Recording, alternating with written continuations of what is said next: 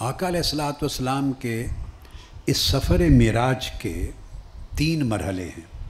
یہ بات معروف ہے، علماء بیان کرتے ہیں اور آپ ہمیشہ سے سنتے ہیں۔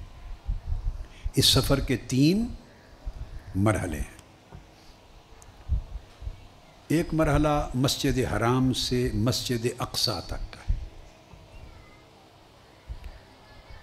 جیسے فرمایا گیا اعوذ باللہ من الشیطان الرجیم سبحان الذی اسریٰ بعبدہ لیلا من المسجد الحرام الی المسجد الاقصیٰ۔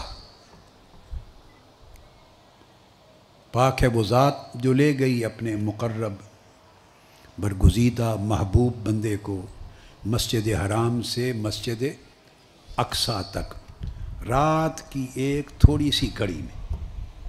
یہ پہلا مرحلہ ہے۔ دوسرا مرحلہ، یہ مرحلہ قرآن مجید میں صراحت کے ساتھ مذکور ہے۔ اس کا انکار کرنا کفر ہے۔ معراج نبوی صلی اللہ علیہ وسلم کے اس حصے کا انکار بولیے کفر ہے، نص صریح سے ثابت ہے۔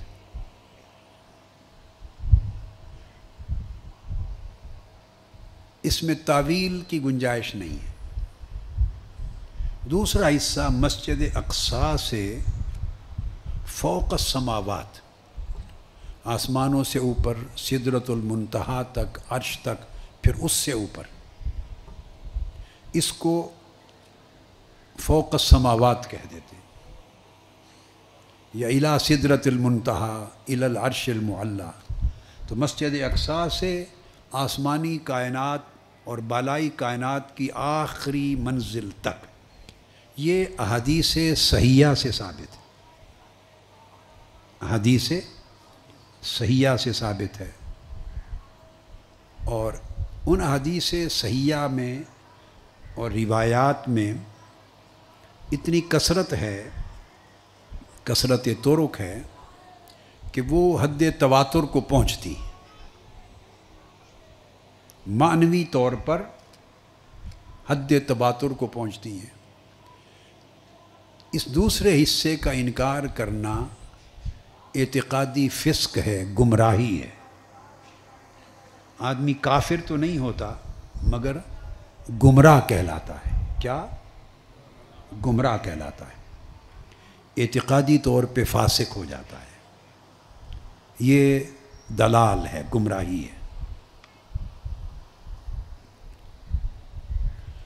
پھر فوق السماوات کا جو مرحلہ ہے، پہلے حصے کو مسجد حرام یعنی مکہ معظمہ سے بیت المقدس مسجد اقصیٰ تک کا جو پہلا مرحلہ، اس کو اسراء کہتے ہیں۔ اس لیے قرآن مجید نے لفظ اسراء استعمال کیا۔ جو دوسرا مرحلہ ہے مسجد اقصیٰ سے جب آقا علیہ السلام اوپر تشریف لے جاتے ہیں، اس کو معراج کہتے ہیں۔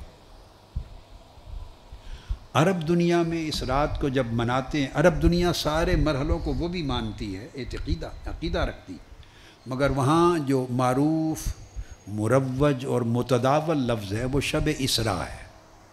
وہ اس کو لیلۃ الاسراء کہہ کے مناتے ہیں۔ ہمارے ہاں پاکستان، انڈیا، بنگلہ دیش اور علاوہ اس کے گرد و نواح کے خطوں میں اس کو لیلۃ المعراج کہتے ہیں، شب معراج۔ ہمارے ہاں یہ لفظ زیادہ معروف ہے، عرب دنیا میں قرآنی لفظ ہے لیلۃ الاسراء، اس لفظ کا استعمال اور رواج زیادہ ہے۔ پھر سدرۃ المنتہا سے آگے،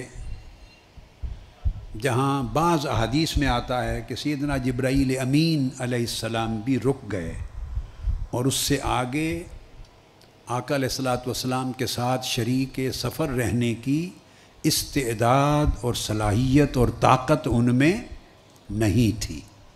وہ جو اس سے آگے کا سفر ہے قاب قوسین او ادنیٰ تک،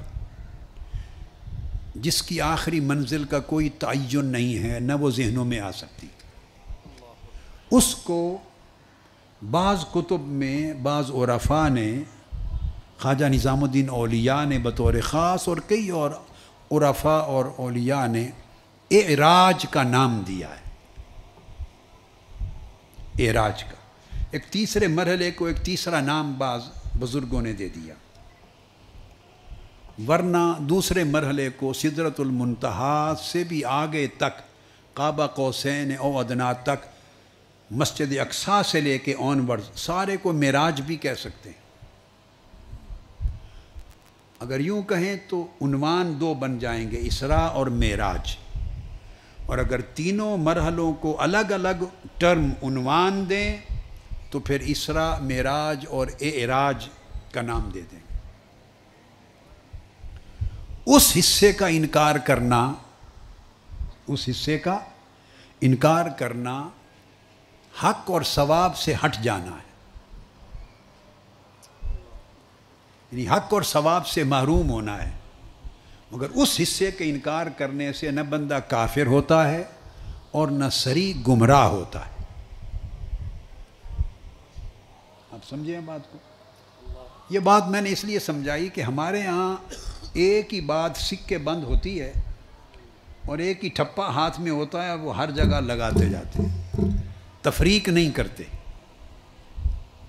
علم تفریق کرنے، حسب مرتبہ تفریق کرنے اور ہر چیز کی تفصیل کرنے کا نام۔ تو آپ کو معلوم ہونا چاہیے کہ کس حصے کے انکار سے بندہ کافر ہو جاتا ہے، کس حصے کے انکار سے بندہ ضال اور گمراہ ہو جاتا ہے، اور کس حصے کے انکار سے بندہ ثواب سے محروم ہوتا ہے۔ ثواب سواد کے ساتھ، اجر و ثواب کے معنی میں نہیں، یعنی صحت عقیدہ یا عقیدے میں خیر کا پہلو، اس سے محروم ہوتا ہے۔